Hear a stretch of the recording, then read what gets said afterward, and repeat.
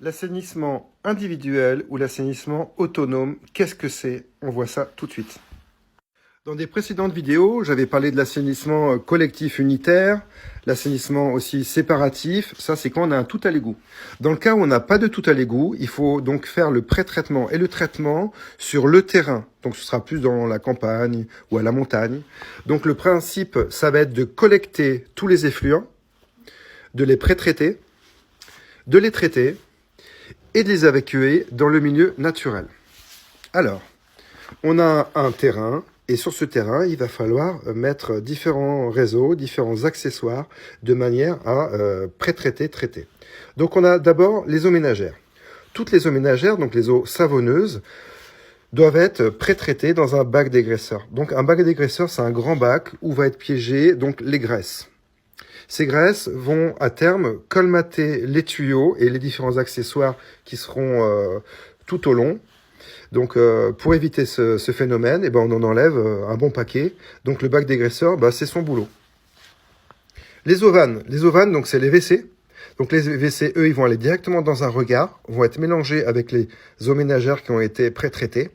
Et ensuite, ils vont aller dans la fosse septique toutes eaux.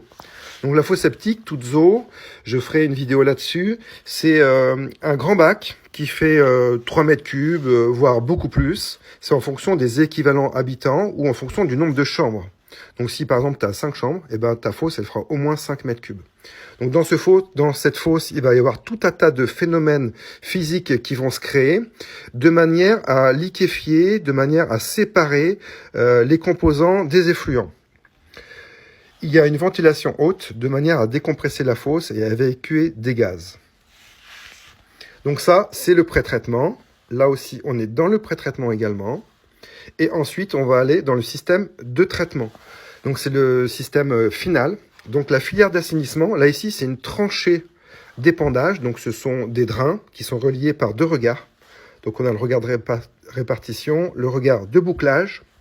Et ces drains qui sont dirigés vers le bas, les perforations, vont disséminer les effluents de manière régulière sur toute cette longueur. Et ça va aller donc dans un matériau filtrant. Le plus souvent, ce sera un gravillon. Donc si c'est une tranchée, on aura à peu près 70 cm de gravillon, un bidim autour.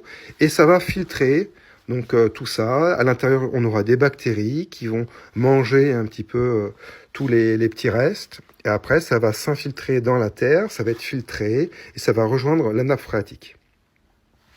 Voilà pour le grand système, pour les eaux usées. Les eaux pluviales, elles, alors il y a 2 solutions. Soit on peut les mettre dans une fosse de récupération d'eau, on met une pompe immergée et on peut s'en servir. Si on fait ça, il faut penser au trop-plein. Donc le trop-plein, quand elle est remplie, eh ben, ça va se jeter dans le milieu naturel, dans un puits perdu. Donc ce sont des buses. On va mettre environ 4-5 buses et du concassé, du bidim. Et donc le trop-plein ira dans ce puits perdu. Voilà pour le grand principe pour l'assainissement individuel ou autonome, en sachant que les filières d'assainissement, je ne l'ai pas dit, mais le choix est en fonction de la commune, de la DAS exactement, et en fonction du coefficient de perméabilité du sol, le coefficient K en millimètres par heure. Donc il existe des tranchées d'épandage, des lits d'épandage, des filtres à sable vertical, des filtres à sable vertical non drainés, des terres d'infiltration ou même encore des microstations. Voilà. Donc ce choix est fait en fonction du type de sol, s'il est perméable ou non. Les explications sur l'assainissement autonome sont terminées. J'espère que ça t'a plu. À plus.